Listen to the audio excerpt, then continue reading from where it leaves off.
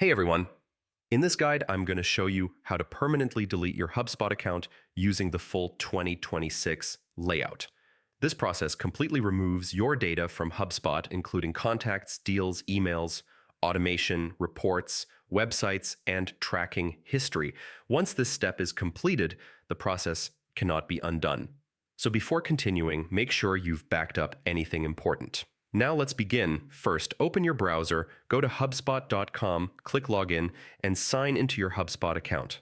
After your dashboard loads, look to the top right corner and click the Settings gear icon. This opens your main system settings. From the left sidebar, scroll down and open Account Setup, then click Account Defaults. This section controls your core account information. Scroll down to the very bottom of the page until you reach the Account Management section.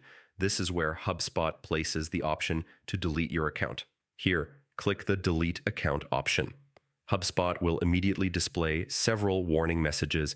These warnings explain that deleting your account will permanently remove all contacts, companies, deals, tickets, emails, automations, reports, websites, tracking history, and integrations. None of this data can be recovered once the deletion is confirmed. If you decide to proceed, HubSpot will ask you to enter your account password to verify ownership and confirm your identity.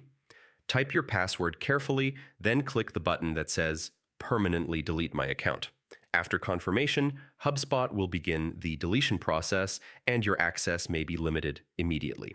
In some cases, HubSpot may place the account into a short pending deletion stage before everything is fully removed from their system. Once the deletion completes, you will not be able to log back in using that account.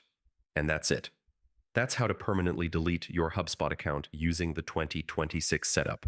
Always double check before doing this step, and always export your data first if you might need it again in the future. Thanks for watching, and I'll see you in the next